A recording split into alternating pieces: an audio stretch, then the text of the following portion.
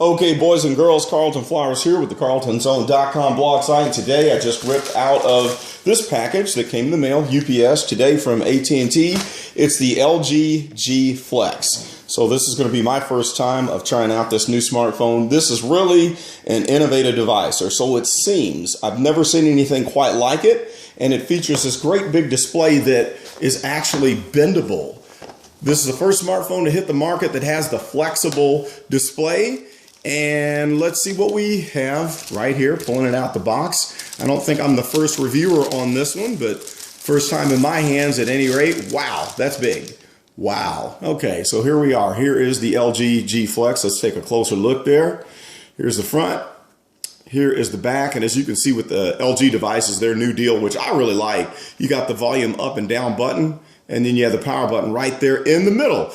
Case is plastic. It's kind of similar to the Galaxy S4 that I'm taking this video shoot on. And I've got my iPad here beside me, my iPad Retina display mini, so I can read off and tell you some of the specs on the phone as we check it out. So, never having operated this before, let's see. That's probably the power button. Bingo. That's it. All right, so we can just log right on and check out the functionality of the device. There we go. We got swipe happening, so that's cool. It's what I would expect. Wow. The haptics feels really good as I'm entering my email. I do like that. It's almost similar to HTC. And HTC, in my opinion, has the best haptic screen of anybody on the market. I mean, it just feels right. I love my Galaxy S4, and I would not buy like an HTC One. I just don't like it. For a few different reasons, even though it's a great phone, but the haptics on HTC, they've got it whooped. They're awesome. So this is actually feeling very similar, and I like the way that it sounds. And then notice this, you've got your letters here, and you got enough space that they can put the numbers right above there on the keyboard, kind of like your Galaxy Note. This is bigger, I believe, than a Galaxy Note. Wow. So let's put the phone down here. Oh, let's try out a little experiment. They say that since the phone is flexible, you see how much that it is concave there. And if we put it down on the face, I saw this on TV, so after I do this, it might not work, but they better not be lying. Or I'll be in big trouble, very big trouble. Pressing down on the phone, it is flexible. Okay, so let's see if it flexes and it actually still works. Look at that.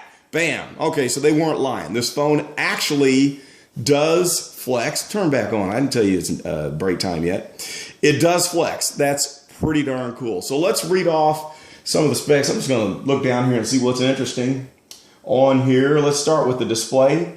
The display size, 6-inch diagonal. Okay, so that is honking big. That's bigger than your Note. And resolution, 720 by 1280. Not too bad, you know, that's not the best. It says it's a curved P-OLED, OLED, capacitive touchscreen, of course. 16 million color. Okay, for normal people, this is going to be fine. You'll probably have no problems whatsoever with this display. It looks good to me, and with my 46-year-old eyes, I don't think I'd have a problem with this phone right here thus far with just looking at the display. Sound looks standard, haptics, and memory-wise, we got 32 gigabytes on the inside, 2 gig of RAM. That's respectable too. That's right down the middle of what we would expect. The camera's looking good, 13 megapixel in the front, and I'll have to look and see. On the back, we've got a 2.1, or on the front is the 2.1 megapixel camera, and on the back is 13. So there's the camera.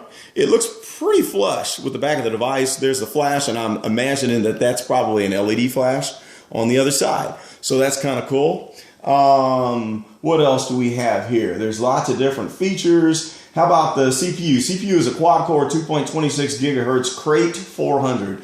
What that means is it's probably going to push applications and do you just fine. I don't know if this will actually multitask. We'll have to get into that after I've tested this out for a while, because I'm going to keep it for about a week and put it through the ringer, use it every day. And one thing that I think that I will like is the way that this will fit on my face. Let me try it. Yeah, kind of, okay.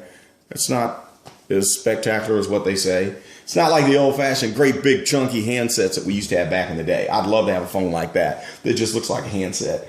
The old school with the cord, you know, with the curved piece. Battery, let's see, how big is this battery? It is 3,500 milliamps, lithium PO. So that's not LiPo, not lithium ion. So 3,600 milliamps, 3,500 milliamps is a lot. I don't think I've seen a phone with that big of a battery thus far. So that's not bad. I would imagine that this would last quite a long time. So there we go. LG G Flex looking good. And like I said, I'm going to be testing this out, running through the rigors for the next couple of weeks. Well, a week. And then I'll write about it. And in a couple of weeks, I'll have some blog posts to tell you all about it. I might shoot some more video and we'll see what we think and give you the full report. So thanks for checking out the video. Stay tuned. Come to the website www.carltonzone.com and see all the reviews of these great devices that I get from AT&T. Thanks to AT&T for letting me test this out. And we'll see you soon.